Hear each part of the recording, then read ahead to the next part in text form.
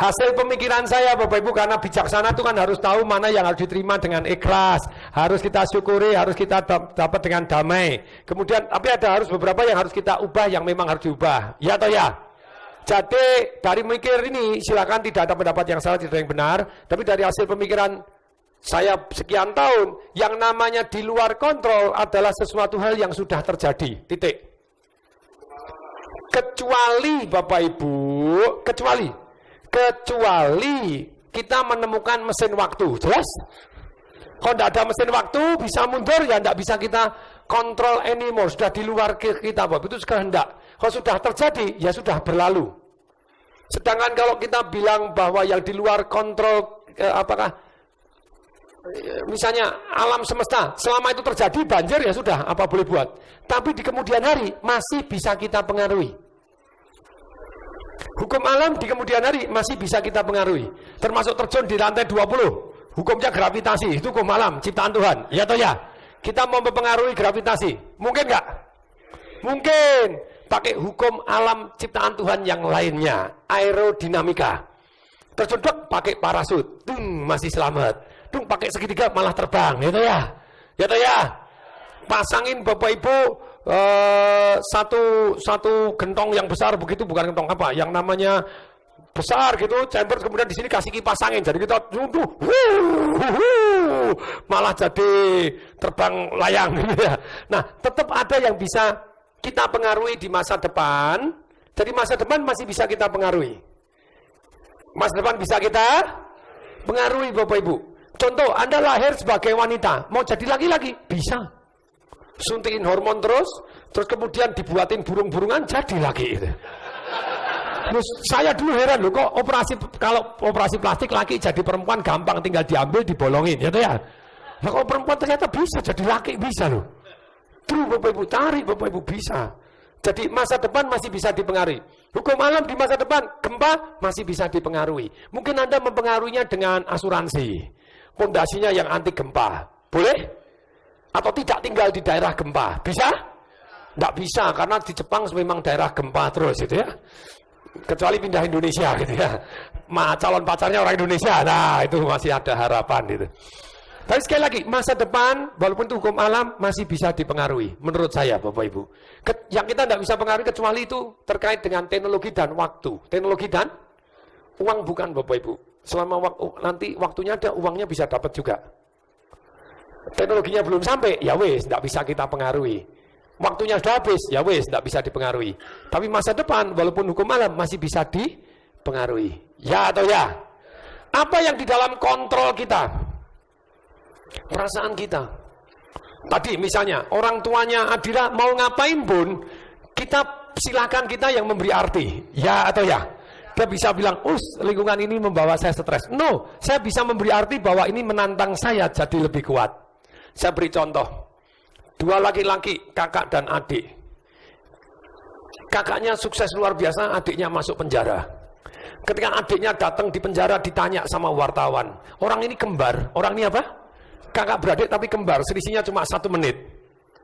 Adiknya masuk penjara, begitu dia masuk penjara ditanya, kenapa kok masuk penjara? Jawabannya gimana? Papa saya penjudi, pemabok, pencuri, pulang gebukin istri, gebukin anak. Lah saya mau diharapkan jadi apa? Ya pasti ya tidak jauh-jauh dari papa saya. Oke.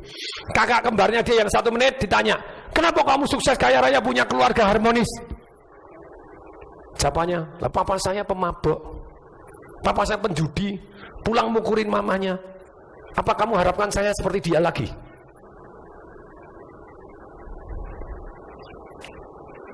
Kondisinya sama persis. Yang satu memberi arti, ya saya tidak ada harapan, orang tua saya ngono, ya saya ngene. Yang satu tidak, orang tua saya ngono, seperti itu, saya akan jadi lebih baik. Saya mendidik anak saya, sampai kemarin pun masih kita kerualan di satu ranjang Bapak Ibu, kemudian ngobrol sama anak, kita piting-pitingan, guyon Bapak Ibu, kitik-kitikan, kentut-kentutan itu loh. Kan terserah yang memberi arti, ya toh ya. Nah kemudian anak saya juga ngomong, dia protes, mama gini, papa gini. Nah, ambil yang bagus saja, ambil yang mama tidak sempurna, papa tidak sempurna. Jadi tugas anaknya lebih baik dari orang tuanya. Pelajarin yang tidak bagus dari orang tua, jangan dilakukan di kemudian hari. Yang bagus dicontoh dan dikembangkan lebih baik. Semua doa orang tua kepengen anaknya lebih baik dari orang tuanya. Ya atau ya? Siapa yang di sini mau mendoakan anak-anaknya atau calon anak-anaknya lebih baik dari diri kita? Siapa yang mau katakan saya? Kita doakan masing-masing. Amin. Dan kita saling mendoakan. Setuju? Saya doakan Bapak Ibu anak-anaknya jauh lebih hebat, lebih sakti, lebih baik dari Bapak Ibu. Amin.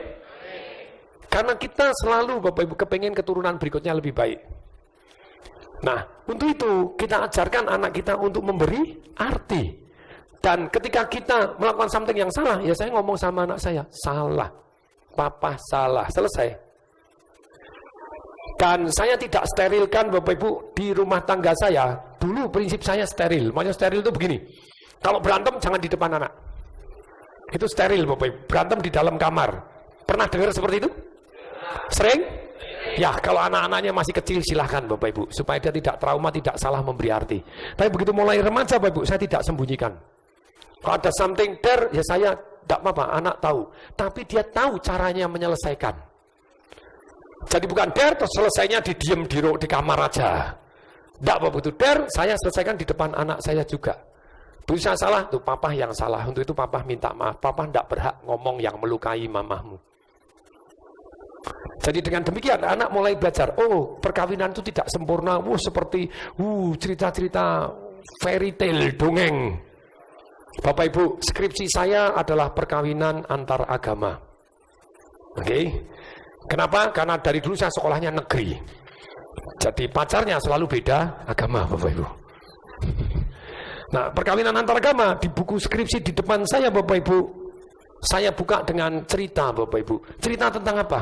Tentang Cinderella. Satu hari ada anak kecil kelas 3 SD pulang ngomong kepada mamanya. Mama, aku tadi diceritai Cinderella, Mama. Tahu gak, Ma? Pada waktu dia cerita, pada akhirnya, Mama tahu akhirnya apa yang terjadi, Ma? Mamanya langsung ngomong, oh Mama tahu, happy now and forever. No, Ma, bukan happy now and forever, akhirnya mereka menikah.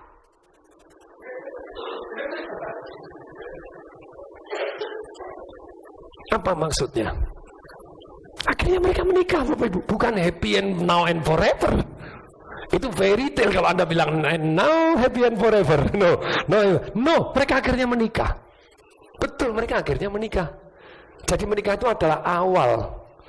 Nah, terserah Anda yang memberi arti. Ya atau ya? Ketika Anda bilang, oh now and forever saya menikah pasti bahagia. No, Bapak Ibu, bahagia seni memberi arti. Ya atau ya? Ya atau ya? Anda mau naif, ya sudah suaminya jelek diterima, suaminya brengsek diterima. Atau Anda tetap ambil tanggung jawab, bahwa ini tanggung jawab saya untuk meningkatkan diri supaya suami saya juga meningkatkan diri? Boleh? Siap? Demikian juga Bapak Ibu, ketika orang tua kita apapun Bapak Ibu. Percaya tidak? Anda didik anak, kalau tidak mirip orang tua Anda didik anaknya, Anda lawan mereka. Contoh, saya punya teman, anaknya dikasih mobil-mobilan banyak banget. Ratusan ribuan kali, saking banyak mobil dikasih karung-karung gitu. Ditanya, kenapa sih? Lah aku dulu enggak boleh, aku dulu beli mobil-mobilan satu enggak boleh, sekarang terserah aku toh. Anakku tak kasih terserah aku. Dia ngelawan Bapak Ibu. Tapi ada juga yang sama persis dengan orang tuanya. Dulu papaku aku enggak diizinkan, kamu juga enggak tak izinkan. Banyak sekali orang mendidik anaknya dengan cara persis seperti orang tua atau melawan orang tuanya. Padahal ada alternatif yang lebih baik. Ya atau ya? Siapa yang setuju? Katakan saya. Makanya saya belajar jadi orang tua Bapak Ibu. Makanya di Super Parent saya ngajar seperti itu. Bagaimana jadi orang tua. Supaya anak dekat dan kita tidak perlu sempurna di depan anak. Karena terlalu steril Bapak Ibu is not really good. Tapi kalau tidak ada masalah, selesaikan juga di depan anak. Walaupun selesainya mungkin sendiri, di depan anak harus dinyatakan, oh papa yang ini gini. Jadi dia tahu caranya, oh orang tua ini cukup gentle juga ngakui kesalahannya. Good?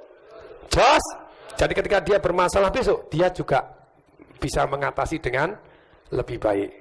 Sekarang kita lanjutkan. Lanjut. Sikut kiri, sikut kanan. Katakan, semangat hoi. 2 kali lipat lebih keras. Ya.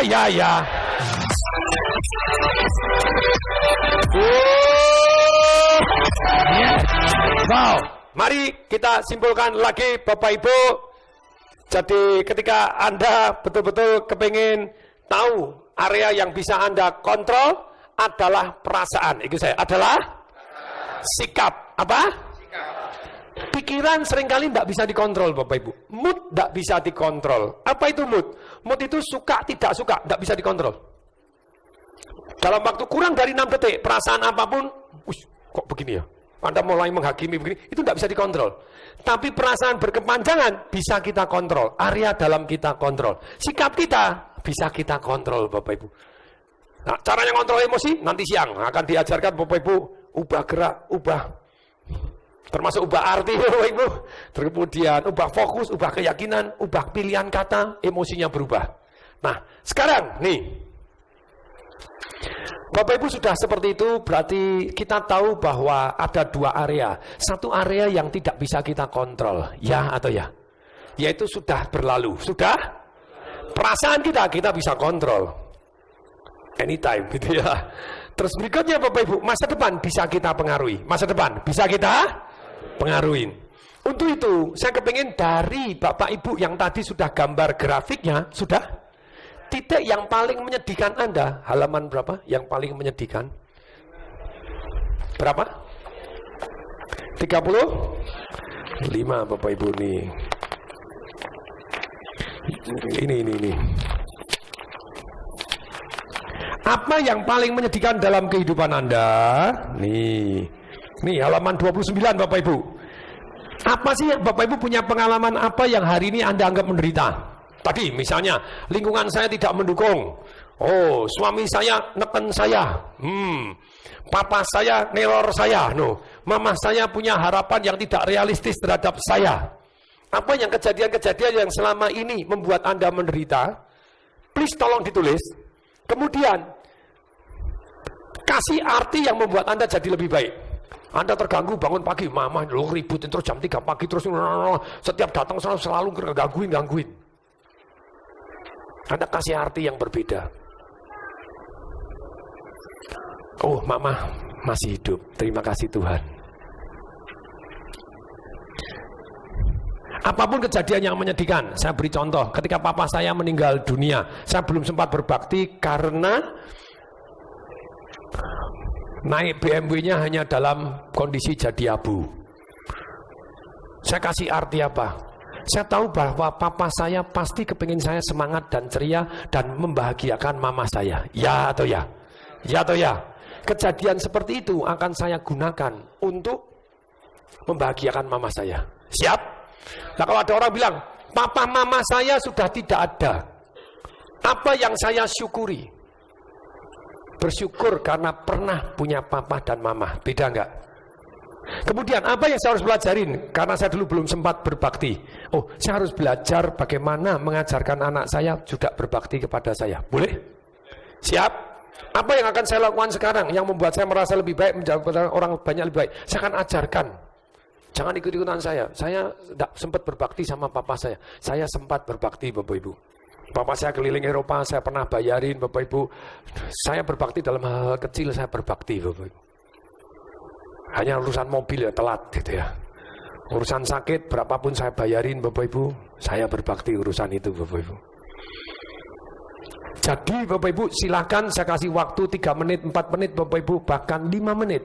Relax Bapak Ibu, tulis apa yang selama ini Anda mempunyai kejadian yang mengalami menyedihkan, Anda kasih arti yang berbeda, kemudian Anda gunakan 3 jurus pertanyaan tadi. Apa yang saya syukuri dari atau karena kejadian ini? Kalau tidak ada, mau tukar nasib. Tidak. Pasti ada yang disyukuri. Kalau Anda bilang, saya tidak bisa bersyukur, papa mama saya meninggal, saya belum sempat berbakti. Hei Bapak Ibu, lumayan Anda pernah ketemu papa mama Anda. Ada yang dari kecil tidak pernah ketemu sama sekali. Steve Jobs dari kecil tidak pernah lihat papa mamanya. Sampai dia mati, tidak pernah ketemu papanya. Mamanya pernah dia. Silakan.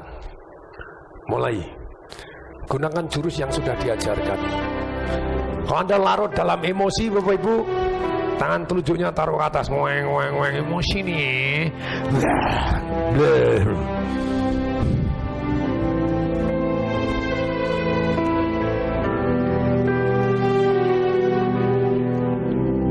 Anda menderita, Anda kecewa, Anda sedih. Apa yang Anda berikan saat itu?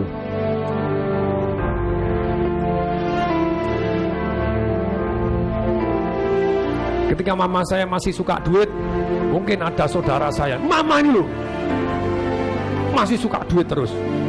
Kalau saya, terima kasih Tuhan, mama saya masih suka duit. Berarti dia kemauan hidupnya masih tinggi.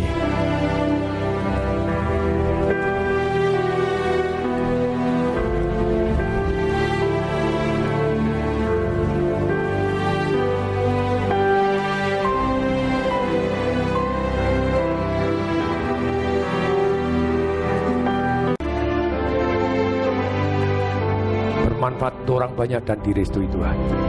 Ingat wanita yang diperkosa. Apa yang akan dia pelajari? Belajar bela diri. Apa yang akan dilakukan? Dia akan ngajar. Ada satu orang ibu punya anak satu-satunya. Anaknya meninggal tabrakan karena minum alkohol, mabok dan nyetir. Apa disyukuri? Mungkin dia bilang tidak ada. Tapi akhirnya dia tahu bahwa itu maksud Tuhan untuk membuat dia jauh lebih baik. Apa yang dia pelajari dari atau karena kejadian itu, ternyata pemerintah di Amerika saat itu tidak punya aturan yang melarang orang mabuk nyetir. Apa yang dia lakukan? Yang dia lakukan yang membuat dia merasa lebih baik. Dia bilang, biarkan anak saya menjadi korban yang terakhir. Dia ajukan petisi ke pemerintah.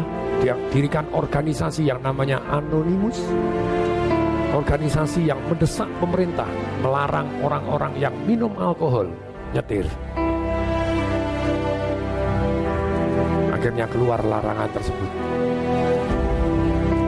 Dan penegakan hukumnya, dengan demikian dia menyelamatkan begitu banyaknya orang yang lain. Itulah maksud baik Tuhan.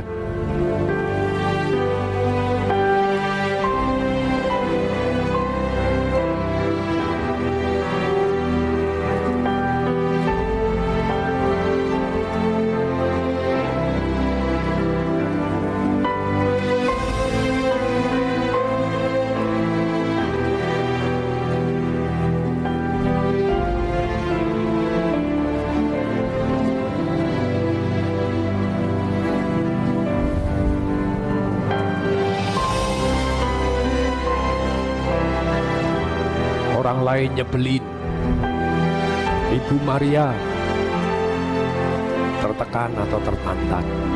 Saya buktikan. Saya buktikan. Dendam yang terbaik adalah dendam positif. Dendam yang membuat diri Anda jauh lebih baik. Pembalasan yang terbaik adalah Anda menjadi lebih baik karena penghinaan tadi.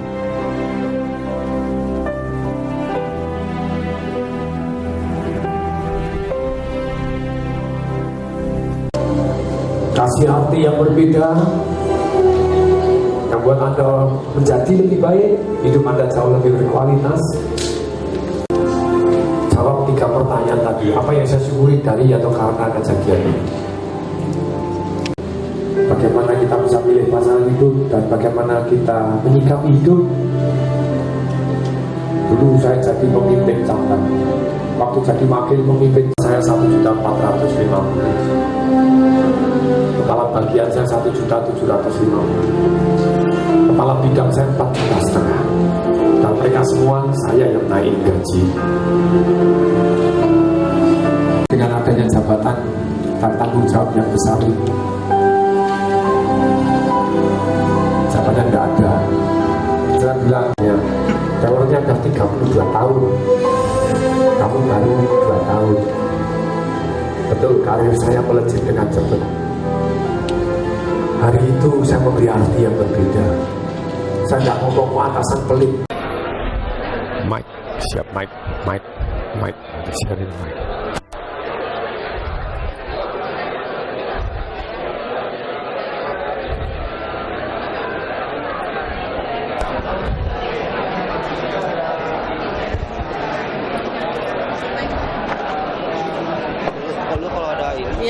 kiri gue yang kanan. Lu tuh.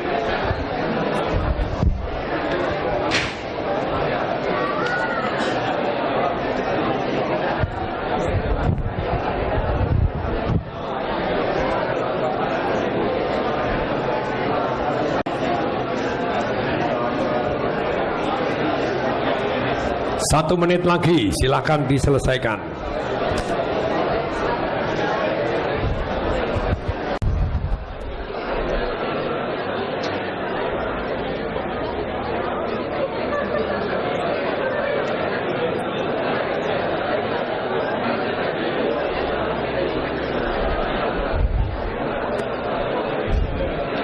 Silakan, Pak. Berdiri, silakan sebutkan nama dan apa pengalaman dulu, artinya apa, kemudian Anda ubah artinya jadi apa, dan Anda apa yang Anda syukuri dari karena kejadian itu, apa yang Anda akan pelajari dan apa yang akan Anda lakukan. Silakan. Nama saya Reinhard Yonatan. Kisah yang menurut saya paling menarik dalam hidup saya itu karena sosok ibu saya, mama saya. Mama saya ini, saya dari kecil itu dia suka ngutang, Pak. Ngutang di teman-temannya sama rentenir gitu. Nah, karena ngutangnya itu sampai papa saya yang tadinya pedagang, kan papa saya pedagang dulunya, itu rumahnya dijual buat bayar utang dan segala macam.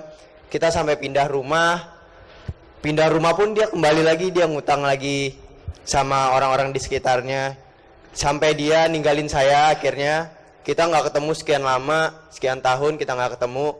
Terus udah ketahuan nih ada di mana. Kan saya waktu kecil saya nggak tahu nih dia ada di mana.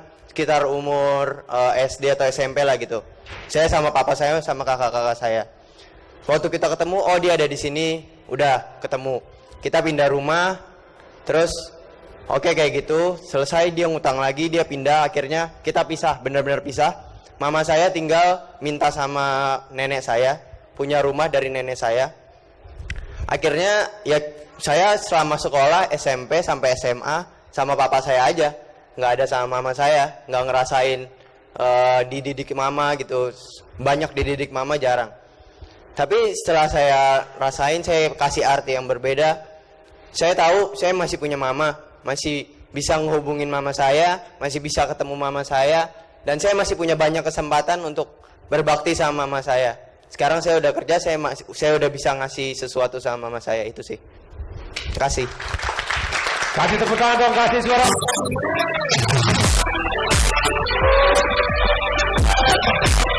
Oh, apapun orang tua kita, tetap orang tua kita. Maksudnya apa? Dulu ada yang ikut seminar, dia bilang, saya benci sekali sama papa saya, karena papa saya meninggalkan mama saya. Mama saya harus kerja begitu kerasnya untuk nyekolahkan saya. Dan setiap saya ngomong nama papa saya tidak pernah nyebut papa. Saya selalu ngomong anjing itu. Painful luar biasa. Sampai satu titik dia memberi arti yang berbeda. Papa saya tetap manusia. Saya manusia juga. Papa saya bukan setan, saya bukan malaikat. Papa saya bukan orang yang hina dan saya Tuhan berhak menghakimi papa saya. Yang jelas saya hidup ada karena papa saya. Saya terima kasih sudah dikasih kehidupan oleh orang tua saya. Saya tidak berhak sama sekali memusuhin papa saya. Apapun salah papa saya maafkan. Dan saya ketemu, apa yang akan saya lakukan? Saya akan ketemu papa saya akan minta maaf dari papa selama ini ngomong jelek tentang dia. Bukan hak saya menghakimi dia. Dan saya katakan apapun dosanya dia saya maafkan. Dan mulai saat itu saya akan terus baik sama papa saya. Apapun papa saya, tetap papa saya. Good? Josh? Karena seringkali orang meninjau dari hanya satu sudut. Ketika Anda hanya satu sudut, Anda memberi arti, hasilnya beda sekali. Dulu ketika saya mau ikut seminarnya Anthony Robbins, sudah daftar, belum bayar, DP-nya belum dipotong, bayarnya 10.000 US tanpa tiket pesawat, tanpa hotel. Saya dapat berita dia cerai sama istrinya. Saya dengarkan di CD-nya, oh cara bangun relationship seperti begini-begini, lu kok cerai? Dia ngajarkan walk the talk, jalan apa yang Anda ajarkan, lu kok cerai? Saya memberi arti, lemes, aku tidak mau ikut aja deh. Dia tidak walk the talk. Ngapain saya belajar terhadap orang yang tidak praktek apa yang dia ajarkan? Tapi ketika waktu tenang saya merenung, waktu itu belum seahli ini untuk belajar ilmu berpikir. Tapi saya belajar bahwa orang seringkali menggeneralisasi. Satu kesalahan kita anggap bahwa dia jelek semuanya. Betul? Satu ucapan salah berarti hidupnya total salah. Siapakah seorang Tung Deseparingin berhak menghakimi seorang Anthony Robbins? Apakah seorang Tung Deseparingin orang yang sempurna? Nah, saya juga punya kesalahan dan punya begini. Kemudian Bapak Ibu, saya memberi arti. Dia cerai pasti punya alasan. Punya? Dan itu yang jelek deh. Anggap yang jelek. Anggap yang, padahal belum tentu jelek. How we know that itu jelek atau tidak jelek? Kemudian, sudahlah, dia kan punya yang bagus. Kalau kita mau ngomong objektif, dari satu yang jelek, dia punya 99 jurus yang bagus. Sudahlah, saya belajar dari bagusnya. Boleh atau boleh? Saya terinspirasi dari hal-hal yang baik, akan saya contoh. Yang jelek akan saya jadikan pelajaran supaya tidak terulang. Boleh? Akhirnya saya memutuskan, sudah tetap datang. Karena dia tetap punya hal-hal yang bagus. Dia gak praktek satu itu juga, yang lain masih praktek kok. Even orang gak praktek sama sekali selama ajarannya bagus, ambil ajarannya saja. Boleh atau boleh? Akhirnya saya datang seminar Robin. Aha, hidup saya berubah bumi dan langit. It's so beautiful. Dan di seminar tadi saya baru tahu ternyata untuk pertama kalinya sepanjang 4 tahun setelah cerai Anthony Robbins, dia baru mau cerita tentang cerainya dia di depan orang sekian banyak gitu ya. Seminar terakhir yang namanya Life Mastery gitu ya. Saya datang itu seminar terakhirnya dia. Setelah itu sampai sekarang dia tidak pernah ngajar lagi. Di 911 itu tahun berapa? 2001 yang ditabrak World Trade Center bergeduk gitu. Nah, dia cerita bahwa dia waktu itu menikah, dia adalah suami keempat dari istrinya. Suami keempat dari istrinya. Istrinya berapa belas tahun lebih tua dari dia. Dia umur 24, istrinya 37 atau berapa. Terus kemudian waktu dia menikah, dia sudah punya anak, langsung 4. 3 dari istrinya, 1 dari pacarnya, yang waktu dia pacaran sama istrinya, pacarnya hamil. Yang sudah diputus hamil. Jadi begitu menikah, langsung punya anak 4. Anak paling gede 17 tahun, kena narkoba. Dia baru umur 24 gitu. Dan punya anak gini. Terus istrinya dominan sekali, 1, 2, 3 cerai. Perkawinan tidak ada yang lebih dari 2 tahun. Dan dia dengan sombongnya Anthony Robbins ngomong, saya kawin 14 tahun, I am still the best. Yang lain tahan 2 tahun, cerai gitu ya. Saya 14 tahun berarti I am still the best. Katanya dia dengan ini. Tapi dia belajar something. Tadi loh Bapak Ibu. Dia belajar something kenapa dia cerai. Dia belajar tentang energi laki dan perempuan. Besok saya share. Boleh? Siap? Nah kemudian saya belajar juga. Jadi dia orang-orang yang hebat Bapak Ibu. Tidak masalah kalau dia gagal. Tapi yang penting dia tidak ada kata gagal. Ikutin saya. Tidak ada kata gagal. Semuanya ngomong. Tidak ada kata gagal. Yang adanya sukses dan belajar. Yang adanya sukses dan belajar. Kalau kita belum sukses, kita harus belajar. Kalau kita belajar, besok akan lebih sukses. Ketika kita sudah sukses, tetap belajar. Sedemikian sehingga besok lebih sukses lagi. Dahsyat? Tepuk tangan dulu, kasih suara dong Bapak Ibu. Tepuk tangan.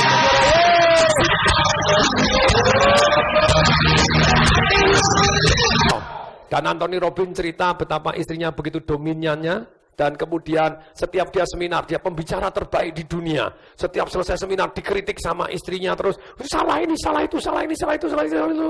Terus kemudian dia bilang, kalau aku seminar happy, di rumah kok, di rumah, no. Terus akhirnya dia mengambil keputusan, wis harus pisah. Istrinya tidak mau dicerai karena enak kawin sama Anthony Robbins gitu ya. Tapi akhirnya tetap pisah Bapak Ibu, and he learn something juga dari proses itu. Gini loh Bapak Ibu, kalau Anda baik, Beda dengan bijaksana. Kalau Anda baik, Anda akan toleran terus istri Anda seperti apa, suami Anda seperti apa. Sampai meledak. Tapi kalau Anda bijaksana, gini loh, terlalu toleran tidak bagus, tidak toleran, belas tidak bagus. Cemburu, terlalu cemburu, hidupnya jadi tidak sejahtera. Tidak cemburu sama sekali, something wrong. Anda biarkan.